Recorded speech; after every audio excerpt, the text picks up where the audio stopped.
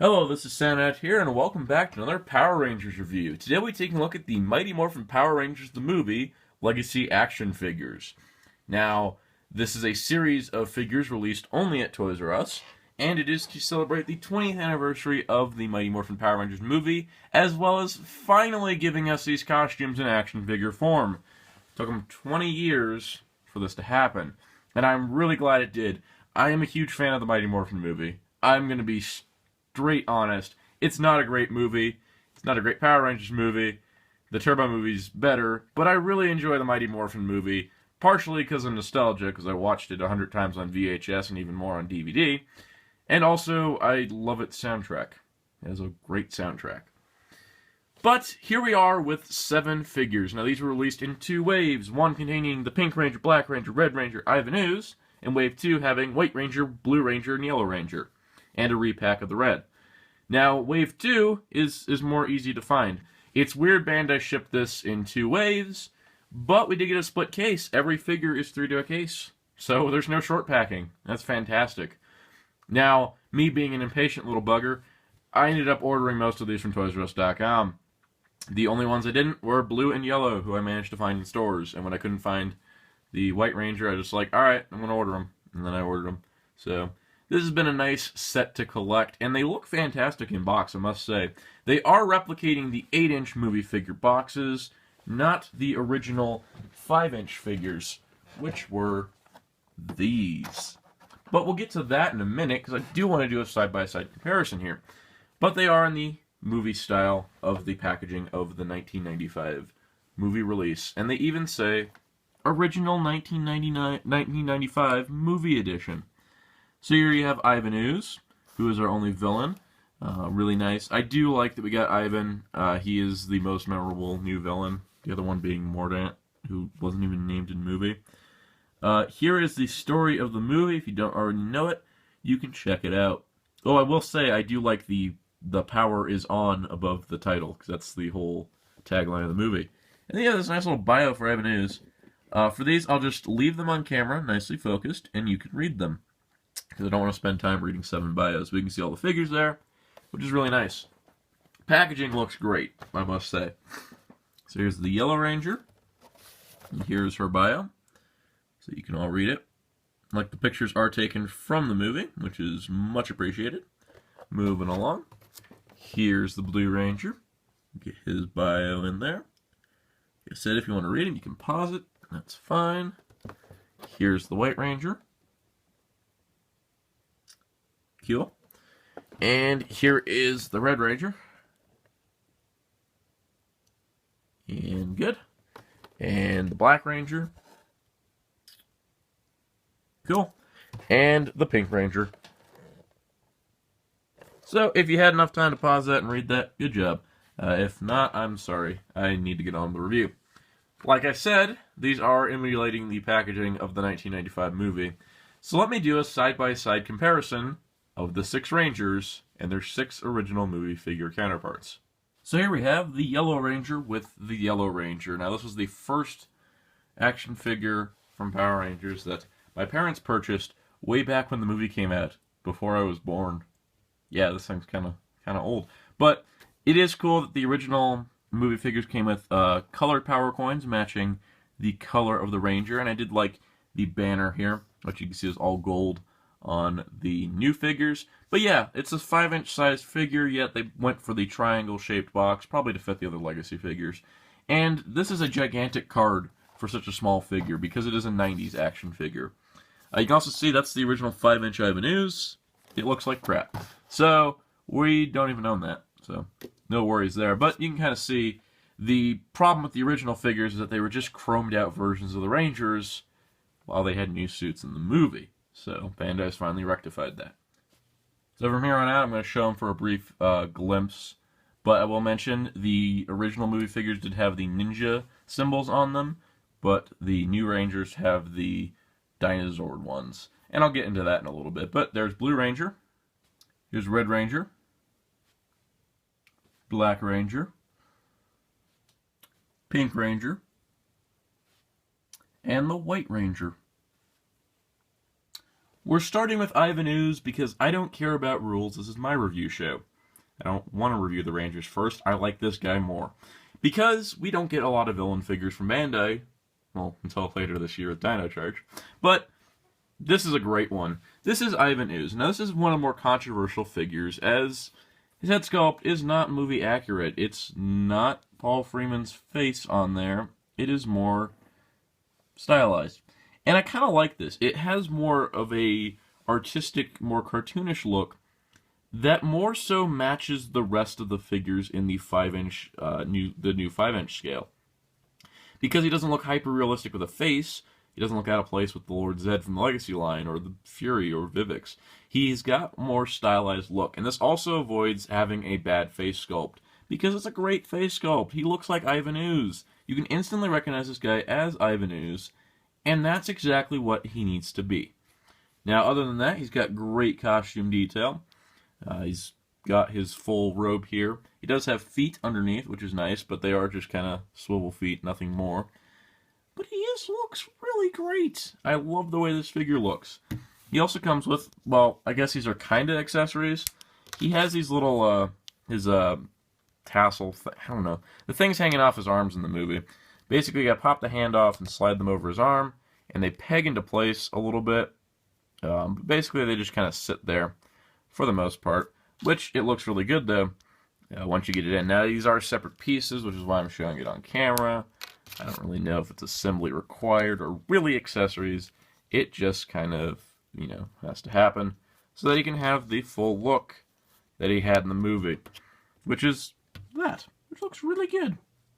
Except my camera won't focus on him. It keeps wanting to focus on my hand. Yeah, my camera has issues focusing on purple, so I apologize for that.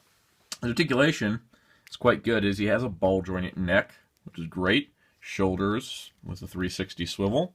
He's got elbows. He's got a swivel there. And he's got ball-jointed wrists, which is great. His feet also move for stability purposes. They can be rotated left and right so that he can have a stable stance, which is great because he does have a stable stance. He also has an alternate hand.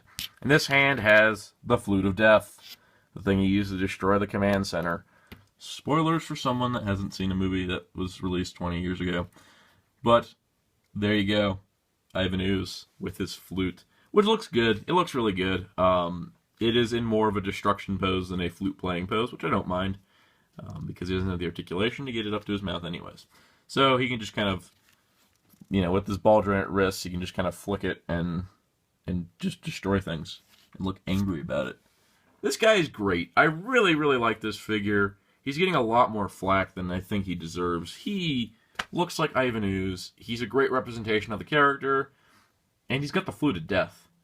None of the old Ivan Ooze has had that. So, that's a positive. Now let's move on to the Rangers. Now, I do want to cover each Ranger individually, but it'll be the same body mold for all the male Rangers and the same for the females. So I'm going to go over articulation once for each body mold, and show the accessories, and we'll move on from there. Starting with Rocky the Red Ranger. Now, I mentioned the Dinozord coins in the packaging segment when I compared them. The reason these aren't the Ninja coins, and I honestly believe this is the reason, this makes the most sense. First of all, when did the Rangers fight having the Ninja coins in their chest? Oh right, in the Zord cockpits, which these don't come with. So there's really no point in having them have Ninja coins. Their one fight scene was with the Dino coins. So I'm okay with it. Now, yes, these could have been removable parts, but it is being a Power Rangers item. There is a size restriction on removable pieces on a Power Rangers figure. Even if it is marked at 15+, there are rules, and they probably didn't want pieces that small getting lost, or they wouldn't be able to stay in very well. That'd be a problem. Other than that, the figure is beautiful. He replicates the suit from the movie perfectly, and doesn't have all the damage to the suit that they actually had. So that's much appreciated. Now you do get a great head sculpt, great belt sculpt. It's really fantastic. What's even better is the articulation. You get a ball joint neck this time. Yay! That's an improvement from the regular 5-inch figures. Shoulders are a little restricted due to the design. That's fine. The wrist, your shoulder, elbow. You get a ball jointed wrist that does come off, but there are no alternate hands for these figures right now. You got outward leg movement, forward leg movement, no backward, but you do get a knee, a boot swivel, and the greatest thing ever, a ball-jointed ankle on a Ranger. I commented that Fury had this, and I thought that was great. And look at that. It's got actually a ball-jointed ankle. It actually functions to give him stability. I have not had these figures fall over since I got them. I have had the Dino Charge Rangers try to kill themselves several times. So, yeah, friggin' awesome. Now, things get better as you do get a holster piece that plugs into the belt, and you get a blade blaster, which they never even used, which is really cool. And by the way, this is what the movie Blade Blasters look like. I'm sure they would have had a gun mode or something. Bandai didn't know what to do with them because they never got used. They were just there. So it's neat. It is removable, and that means you can have Rocky hold it to do things with. That's fun. Also, the head is swappable, so you can have the power scope, so he can be scanning for Ooze men. How I'd love another wave of figures with Ooze men and Tengas. Please, Bandai, please. No, look at that. He's got the Cylon-esque power scope, which is just fantastic. And the Red Ranger is fantastic. Here we have the Black Ranger. He's the most boring figure in the wave. The movie crew did not give him a specialty weapon, so all he has is a blade blaster. He did not have an alternate head face. He did not have another weapon. He is just Adam, the Black Ranger, and he can do martial artsy things. Yeah, he really doesn't do anything else. Honestly, this is not a figure you get by himself unless you are a diehard Adam fan, because he doesn't really do much. He's there to complete the team, basically. So here we have Kimberly, the Pink Ranger, and she is the first female body mold for the wave, so let's take a look. First of all, great sculpt as always. Nicely detailed. Everything looks great. Ball joint neck, shoulders, 360, elbows, ball joint wrists, hips, forward back, knees, boots, and ball joint ankles. She has the same articulation as the male Rangers. Progression. Minor progression, but progression. She actually has a deeper ankle bend than the male Rangers because of her smaller ankles. This is fantastic. Thank you, Bandai. Congratulations, Kimberly and Aisha, as being the best female figure Bandai has ever made, because she can actually do more than the male Rangers. She also comes with a pterodactyl thunder whip, which looks a little weird, I must admit. I almost wish the whip part was removable, but it does work for what it is. Yay! Kimberly's awesome. This figure is great. So here is Aisha, the Yellow Ranger, which is another fantastic figure. It's the same figure as Kimberly with a new head. Honestly, this is the best female figure Bandai's ever made, and I'm super impressed, especially since she comes with accessories like a blade blaster. I almost forget about those. And the power beam head, so she can light up things as they're looking for Ooze men in that weird, slightly horror setting, which really, why would there a tracking sequence with the Ooze men? They just had an idea for giant headlights on her head, I guess. I don't know. But hey, it's a cool accessory change. She has more accessories than the Black Ranger. So here is Billy the Blue Ranger. Same as red and black. Same mold, same articulation. Same blade blaster, just now in blue. But hey, that head sculpt's fantastic. And he comes with the Stega Stinger. I always like the concept of the movie introducing these new weapons, which they never had in the show. Pterodactyl Thunder Whip, Stega Stinger, Power Beam, Power Scope. Yeah, all that stuff's great. I really would have liked to see some of that transferred to the show. Like having different dinosaurs be other weapons. I thought that was cool.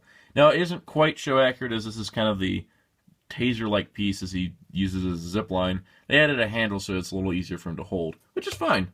Because, yeah, he's a great figure. Again, these are such solid action figures, and they're Power Rangers figures. That doesn't usually line up so well. Finally, here is Tommy the White Ranger. The most unique of the male Rangers because he has a shield worked into a design. It's not like a shield piece on top, like it was in the show. It's actually worked into the design, which I think is neat. And he does have these shield shoulder pads on separate joints, so that his articulation is not hindered at all Thank you, Bandai. You're awesome. You guys are awesome. Anyway, same articulation as the others, except he comes with Saba.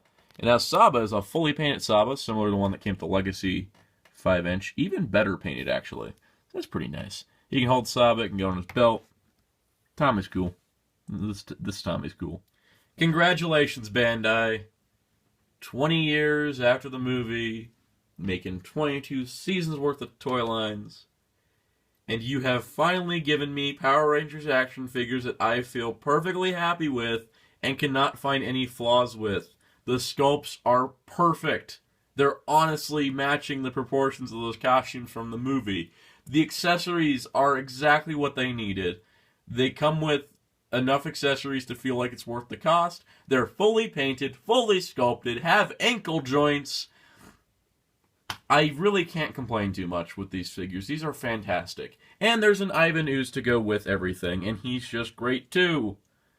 But, you know, they made a lot of great villain figures before. Ivan Ooze is a great villain figure. These are the best Ranger figures Bandai has made, and I own a ton of Ranger figures. I honestly thought Jungle Fury was the best for a while, and these guys do top it. And I'm really glad, because these designs are awesome, and these figures are fantastic.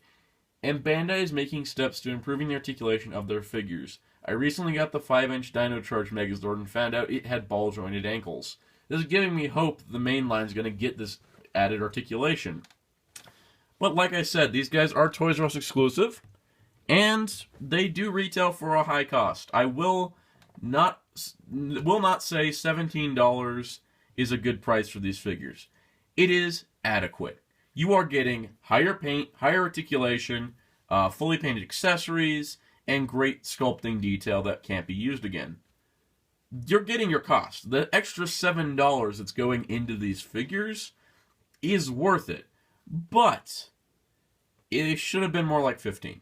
I feel like the extra $2 on each was a little high, but I don't mind paying that because these figures are fantastic.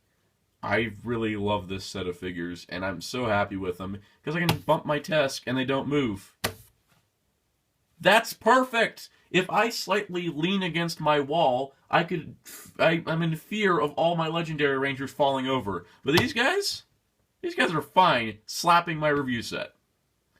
Thank you, Bandai. You killed it here. This is a fantastic set of figures. Keep doing things like this. If we had Alien Rangers with this much articulation and maybe bicep swivels, I think if you kept making older Ranger teams in the Legacy style, you're out of Mighty Morphin Rangers to do. Work on the other teams. I will buy them, especially if they get the improvements that these guys did. Overall, I am super impressed with these figures. I'm super impressed with Bandai. Thanks so much, Bandai. You really surprised me. And this year for Power Rangers toys has been fantastic so far, and I can't wait for what's coming out. Anyways, be sure to check out HeroTaka.com for all your Power Rangers news and more. And thanks to Soundout saying goodbye.